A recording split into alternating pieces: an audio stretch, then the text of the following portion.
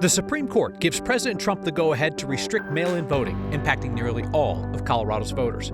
The animals are trying to send us a message. It could see just an astronomical number of bear reports. That it's kind of what we're concerned about. With surveillance cameras watching us in the streets, the idea of just listening almost seems quaint. Yet Denver may ditch a controversial program.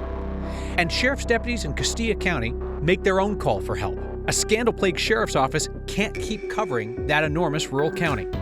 And if the candidates for a tightly contested congressional race won't debate and won't take questions from voters at a town hall, we'll hold our own televised town hall. And we'd love to have you there, because this is next. President Trump is one step closer to being able to restrict mail ballots ahead of November's elections. That's how 9 in 10 Coloradans vote. It's how the president himself votes. But President Trump claims without offering evidence that mail ballots are used to rig elections. The conservative majority on the Supreme Court decided today that Trump can implement his mail ballot restrictions for now. In March, he signed an executive order directing his administration to create a list of approved American voters and then direct the Postal Service to deliver ballots only to people on the administration's list. Federal judge blocked that rule change from taking effect after Democrats in 24 states, including Colorado, filed a lawsuit. They argue the states have the constitutional right to run elections. The Supreme Court majority wrote today that the challenge was premature. They said Trump's proposed rule changes might not be legal. It's also unclear what can be implemented before November. Colorado's Democratic leaders and a bipartisan group of county clerks who run elections here have been planning for a scenario where President Trump interferes with mail ballots, but it's not clear what they would be able to do. Colorado's Democratic Secretary of State, Jenna Griswold, says the state will continue to fight back against what she calls, quote, an attempt to exert federal control over state-run elections. So we're taking shorter showers, we're watering our lawns less, and we think we're impacted by the drought. Try being a fish, or bear, or a marmot. Our Mark Salinger shows us the impact on the wild world around us. I haven't seen a bear in this part of town ever. In the middle of a crowded neighborhood on a farmer's market Sunday, It was in this cottonwood tree. Platt Park turned into the perfect example for what's happening around Colorado right now. So I was like, what's going on? And she was like, there's a bear in the tree. And I was like, what? Let me get dressed, I'm coming out. No one believes it. The state's drought, wildfires, and low mountain snowpack are impacting animals everywhere. So the bears are moving into cities. Bears are looking for food where there would normally be food, where you have your berries and cherries and things like that. But because of the drought, those either didn't grow or have been depleted already this year. So they're coming closer and closer into human habitats, still looking for that food. Colorado Parks and Wildlife has already reported 6,129 bear sightings and conflicts through the middle of August.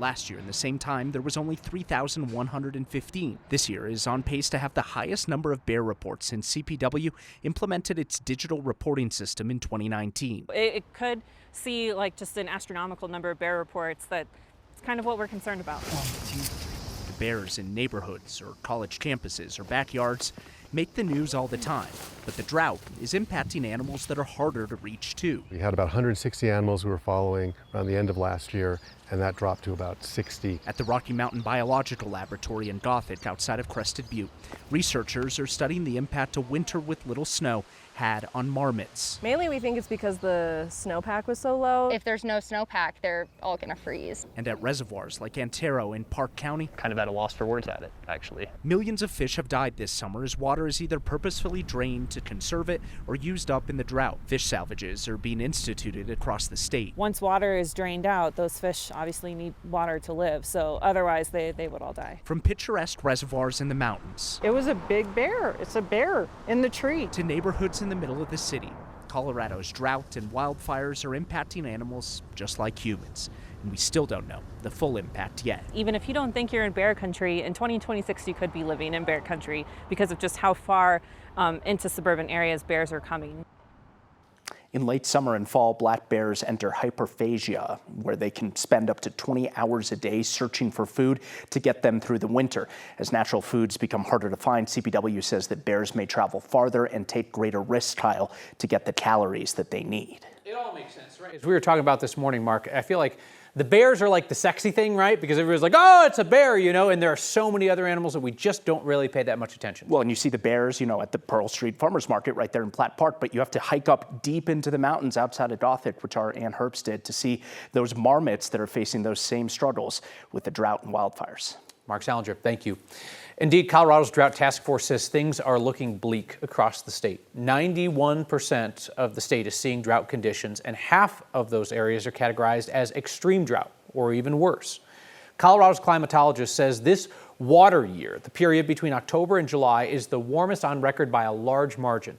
It's the 6th driest water year on record, and that's left the Colorado River's reservoirs in critical condition.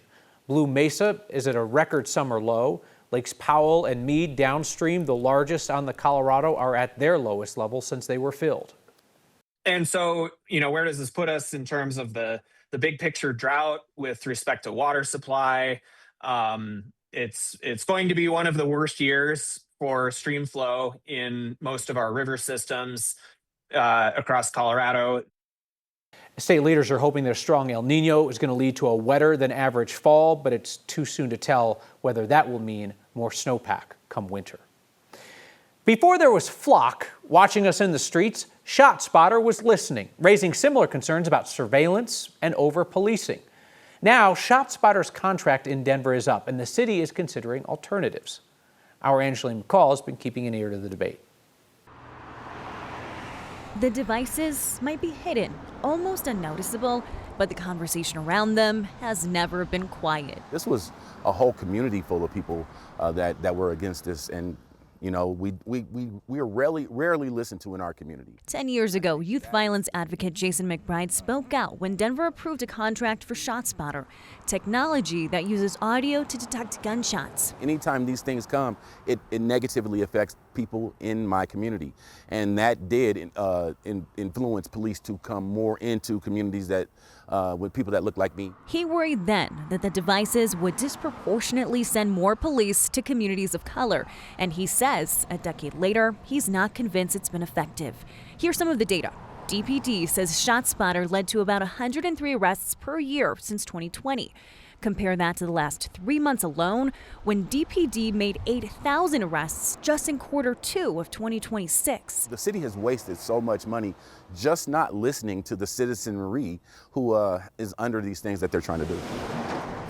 Just as loud as the opponents in this conversation over the years are supporters, like council member Kevin Flynn. The ShotSpotter technology has been very useful in identifying the location of hotspots where there's been a lot of gunfire reported. He said he would rather have the technology and see those roughly 100 arrests per year than none at all. I get tagged on social media, Councilman, I hear gunshots in such and such a neighborhood. And I always reply, did you call it into DPD? And they say no. He points to other data that ShotSpotter has issued more than 25,000 alerts, and in 87.6% of those, no one called 911, meaning police wouldn't have arrived at all. 600 some arrests over that time period, and the recovery of illegal weapons would not have happened without the ShotSpotter. The contract will be up in just a few months. A decade later, it proves the conversation is far from over. Since 2021, DPD credits ShotSpotter with helping the recovery of 721 firearms.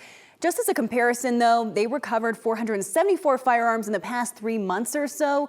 The 5-year, $4.7 million contract is up in December, and DPD says they are considering alternatives or potentially even sticking with the same vendor. Kyle. I feel like those of us old enough to remember when ShotSpotter was new, right? That was the thing that everybody was very concerned about. I honestly don't know that I had given it a bit of thought in 5-10 years as kind of Flock rose to prominence. Yeah, certainly. This is kind of like the original Flock conversation, right? When we talk about policing, what kind of communities and neighborhoods that police go into, and certainly when we talk about surveillance. And this is something that citizens have become more and more concerned about. It seems like, you know, the dialogue with Flock has become even larger than this original conversation with ShotSpotter just 10 years ago now. Angeline McCall, thank you. One of America's most closely contested congressional races is in Colorado. The decision made by voters in the 8th District from the northern suburbs of Denver up to Weld County will help determine the balance of power in Washington.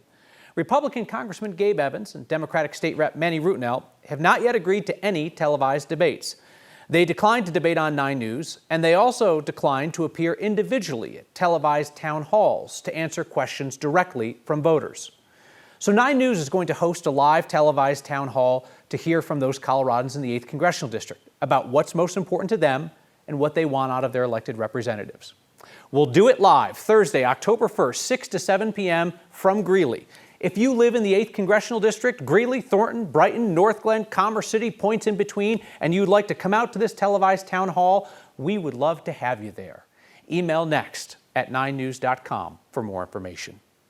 You all came through in a huge way for kids going back to school in our state, raising almost $75,000 in your latest Word of Thanks microgiving campaign for the nonprofit Justice Necessary.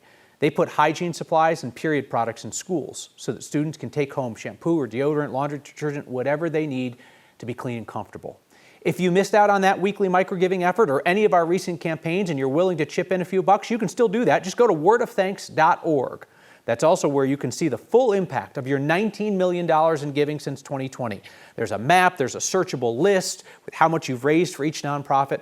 Wordofthanks.org is also where you can nominate a nonprofit. Only takes 90 seconds. The Trump administration has Dikembe Mutombo disaster aid for Colorado again and again. After one of the largest fires in state history, leaders here hope for a change in heart. They are working an unsustainable amount of overtime, and it could take its toll eventually. 3 deputies are patrolling a county the size of Rhode Island. Now the locals are asking for help with overtime. That's next. Colorado's governor and the whole congressional delegation are united in requesting federal disaster aid as the state recovers from wildfires. But if recent history is any indication, good luck getting assistance from the Trump administration. The state's asking President Trump to issue a major disaster declaration for the Aspen Acres fire in Pueblo and Custer counties and the Gold Mountain fire in Ouray. That would open up additional federal aid for individual households as well as local governments as they rebuild. They face heightened flood risks on those burn scars. The fires burned more than 140,000 acres and caused more than $18 million in damage to public infrastructure alone. Colorado's last requests for federal disaster aid were denied for the Lee and Elk fires last year in Rio Blanco County and for flooding in southwestern Colorado. The White House and FEMA said the damage estimates didn't meet the requirements, but newly released documents suggest the denials were actually just political retribution for the imprisonment of President Trump's friend, the election denier Tina Peters. In emails last December, a White House official called a meeting of federal agencies to discuss, quote, immediate actions that your department can take with respect to Colorado. The disaster aid requests were denied just days later. Meteorologist Chris Bianchi's along now. We're number one. We're number one, sadly. In flight delays across the country for the second straight day. In Denver, just as a reminder, our advice here officially at Next and on 9 News, avoid 2 to 7 p.m. summer flights in Denver, just as a reminder, because this is what happens just about every day here in the summer. We get gusty storms. Do want to start things off. We do have a flash flood warning here for the Aspen Acres burn scar, but I also want to take you up here into the Denver area. We do have some gusty storms. These don't look like much on radar, but these are producing erratic 50 to 60 mile an hour winds. The result, planes don't like that. They cannot take off or land. In most cases, ground stop right now at the airport, which means inbound planes cannot take off. Lots of diversions right now. And at the airport, west side of town, getting some thunder showers, mostly wind driven. We'll see some more windy showers as we head over the next few hours, and those will clear out. Then tomorrow, a few more showers and storms. Looks like an overall calmer day across northeastern Colorado, but still a few showers and storms in the foothills. A touch cooler tomorrow, so we get a cold front that'll move through. Southern Colorado likely gets the bulk of the action. The day I'm watching for right now in terms of what this week could produce and the day that could be the stormiest for us in the across much of Colorado, it's going to be Wednesday, and that's when we get a bit more low-level moisture, a bit more spin in the atmosphere, and that'll lead some stronger storms for perhaps the I-25 corridor and the eastern plains. So that's why there is that elevated risk for severe weather. This is for Wednesday. That's going to be a both hail and wind threat. That again, to me, is the day to watch for this week in terms of that severe weather threat. Those storm odds highest on Wednesday in particular. Then it dries out gradually and warms up as we head through the rest of the week and the upcoming weekend. By the way, daily records possible for both Friday and Saturday. And then we'll get some showers and storms back in the picture for the end of the weekend and early next week. Deputies at a rural sheriff's office are pulling double duty after some of their former colleagues were criminally charged and shown the door. Now the county needs help paying them to cover a lot of territory. Hey, a reminder, you can catch this program streaming each night, 6 p.m., wherever you watch. And next is a podcast for your ears.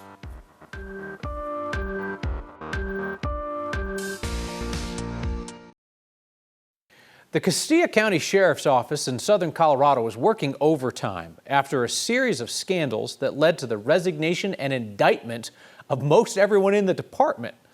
But now there's another problem. The county can't afford all of the overtime that the last 4 officers standing have been racking up. So they're asking the state for help. The sheriff's office has been short-staffed since last year when the local DA threatened to stop taking their cases because she didn't trust them anymore.